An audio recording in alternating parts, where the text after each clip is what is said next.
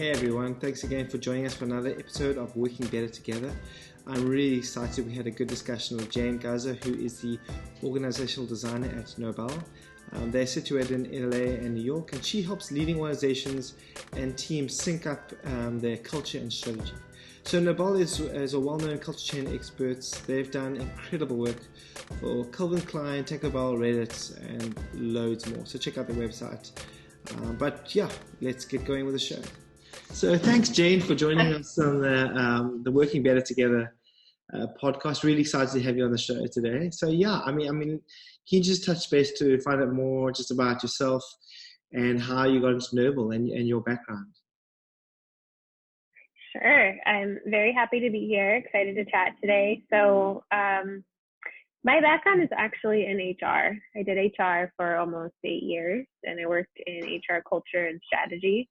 Which basically means I started at an organization where I started in a very traditional HR role. It was like a lot of data entry and recruiting, onboarding, all that good stuff. And over time, my role grew, and there's a lot of turnover in our HR leadership. And so my role really expanded to help direct the work of the team and figure out how to go from a very like reactive whack-a-mole kind of style of work, which is often how HR people feel, to a more like proactive, defining our strategy first and then kind of lining up all of the services that HR people offer, like recruiting and onboarding, et cetera, and lining those up under one larger strategy. So then how I joined NOBL is I got interested in doing consulting. I'd been at the same organization for quite a while and wanted to see what it was like to work with other organizations and other cultures and other environments. And that got me interested in consulting. And then NOBL happened to have an opening in LA where I was moving to. And so it all kind of worked out. I've been here for about 2 years, and I'm now I'm the Managing Director of our LA team here. Oh, brilliant. I mean, it's quite interesting that you mentioned that you've gone from from HR role into pretty much an organizational designer, and you almost comparing the difference from reactive to proactive. Do you think like culture's got a part to play in that, in being proactive with the company? Definitely. I mean, I think, and we talk a lot about subcultures at NOBL. So HR might have one culture, engineering, marketing, et cetera, might have a completely different one. I think there's a long-standing culture in HR that you are there to answer the problems that walk into your door, right? Like anything that comes up, you're there to respond to contain, to make sure it doesn't turn into a fire drill. And that ends up being a very reactive day, meaning like you actually can't plan what's happening in the next 8 hours. You just kind of have to figure it out as you go. Tends to teach HR people a lot of good thinking on your feet skills, but it also is a bit exhausting. It lowers your resilience. It doesn't let you plan ahead for all the many exciting things you would like to do for your employees, and it keeps you in the same cycle. Yeah, it's quite often we find that we interact a lot with people in the HR role, and more often than not, they're just really, really busy, and it's most of the time it's just reactive. They're literally operating on fires. And what we've often seen is that the moment they change to that from that reactive to that proactive state, it just affects everything. And actually, it sorts out their lives. So it's an interesting thing. Do you think that like culture can be changed within an organization, or even like a sub-organization? Yeah, so I didn't really talk about what NOBL does, but NOBL is an organizational design consultancy that helps change culture. So we definitely do believe that culture can be changed, but it's a process. Time is an ingredient of it. It's not an immediate flip of the switch, just like most things, right? It takes the time and the effort and the attention in order for things to actually happen. But absolutely, I do think it can be changed. I think we try to think about it less as like a change, like an end state, and more like how do you evolve certain parts of your culture, like how you make decisions, how you meet with each other, how you treat each other, that kind of thing. Yeah. And why do you think it's such an important thing to change? So it depends. I mean, we work with organizations There's a couple of reasons. I think one is like the very obvious. We have a toxic culture. We have a culture in which people are like rolling their eyes at each other in meetings, and that's just not the way that most people want to work. It doesn't feel good. It's not like exciting creatively. There's a lot of reasons why you would want to get rid of the toxic culture, and that is one like very concrete reason we make change. But often the companies we're working with aren't like in a state of trouble, so it's not like they just went through some big ordeal and they need to change their toxicity. It's usually something more like we're about to scale from 100 people to like 500 people. We need to figure out how to scale this like very precious culture that we really enjoy.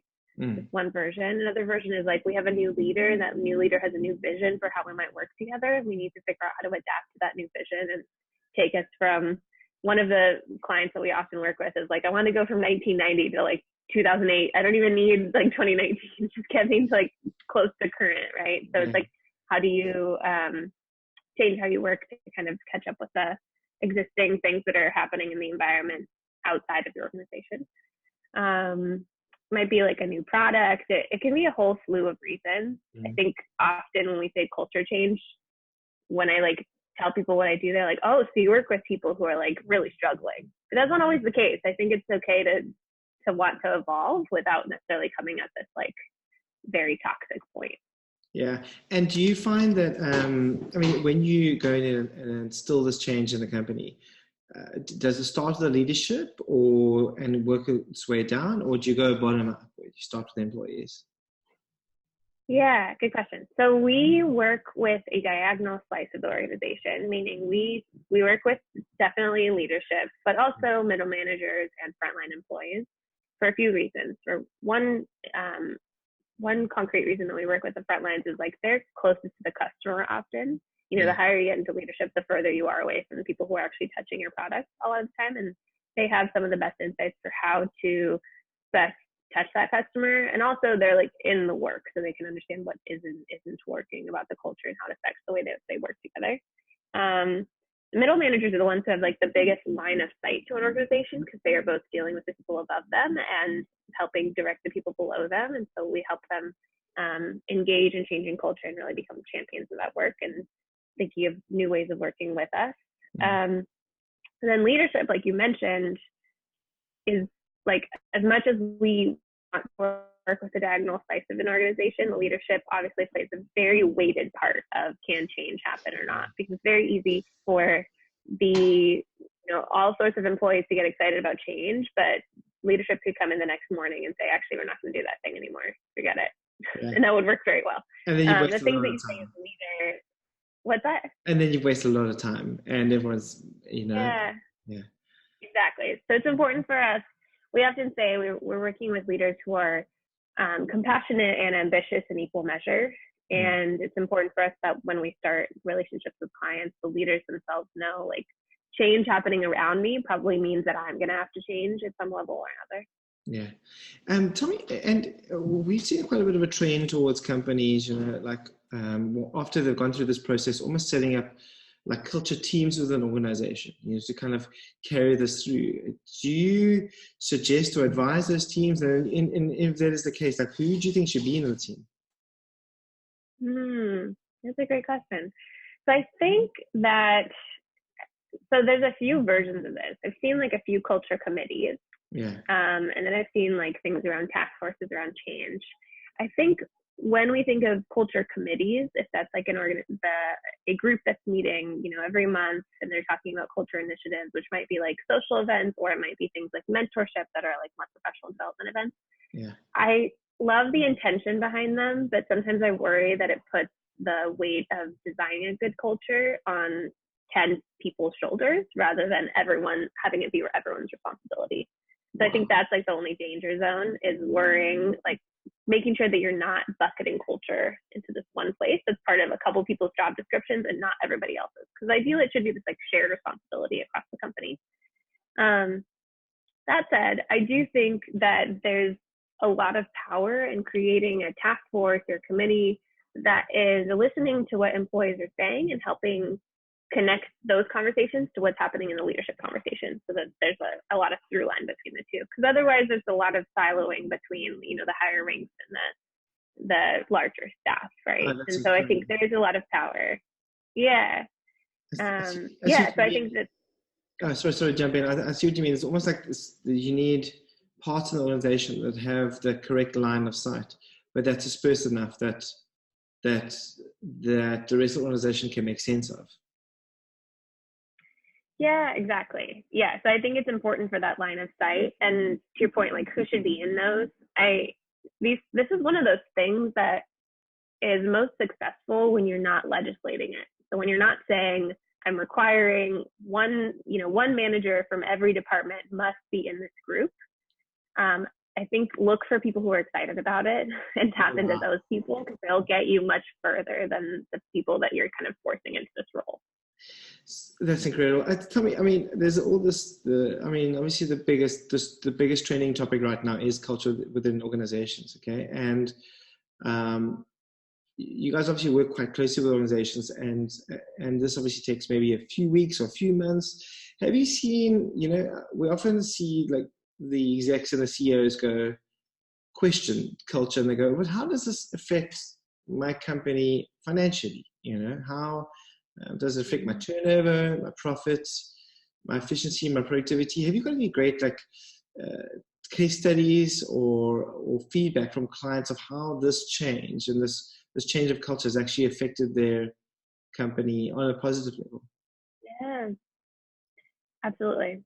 So looking at it really practically, there was a study that was done. I'll track it down for you so that you can share it with your listeners. But there's a study that was done where they basically did kind of like I did this in high school. I don't know if you did this maybe at some point in your education too, but you choose a bunch of companies, you pretend to invest in them, and then you see how they do over time, right? Yeah. This study actually looked for companies that are investing in their culture, and they looked at that set of companies over time against companies that weren't investing in their culture to see which one was more successful in their profits. And there was a much larger success rate on companies that were investing in culture in some form or another. That's incredible. Which I found really fascinating. And it's a very practical example of what happens when you invest in culture. But for the kind of wider question that you asked, how does this help me? There's a whole slew of things. Usually we come in with the business question first. We don't just come in and say we're going to improve your culture, because it does feel squishy and everyone has a different definition of what culture means, right? Yeah. And so it starts to get a little bit lost in translation when we come in to do something like that.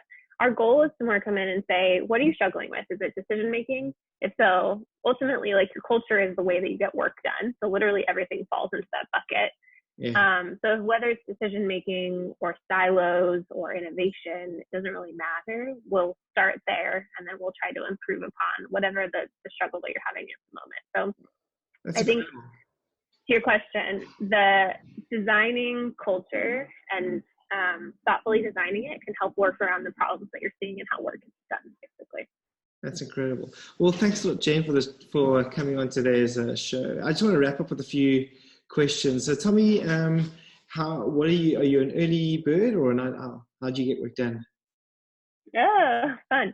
I'm an early bird, definitely. I'm in New York right now, which means I'm an extra early bird, and I don't know if I'm quite there because I'm normally in California, so I'm about 3 hours ahead right now. Okay.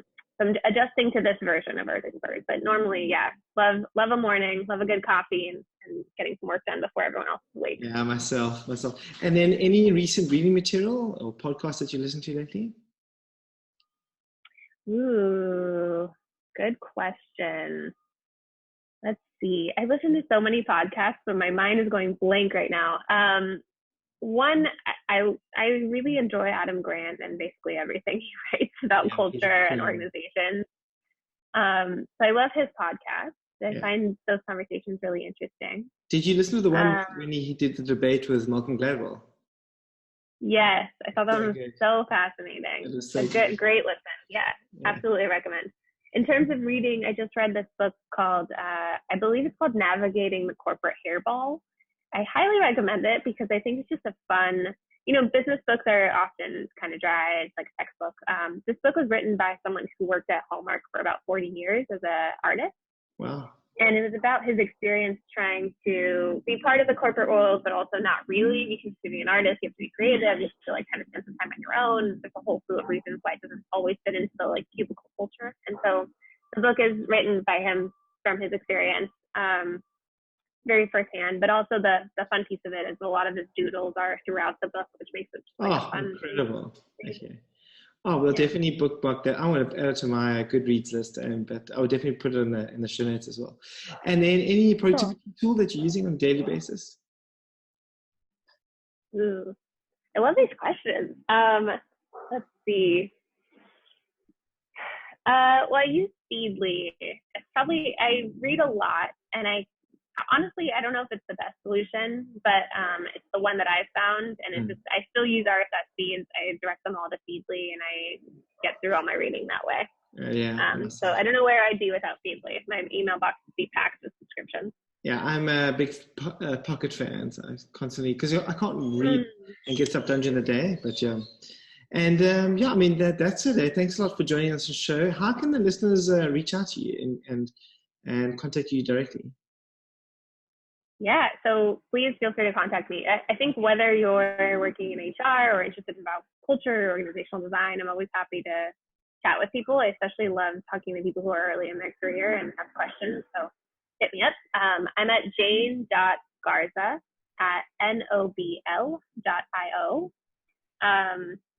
And I think, I briefly talked about NOBL, but basically we're an organizational design consultancy. So if you're looking for any of the things we just talked about, better decision-making, fewer silos, any of that stuff, you can find us at NOBL.io. Cool. Thanks a lot. Well, give us a high five. Yeah. Whoa. Yeah, high five. Cool.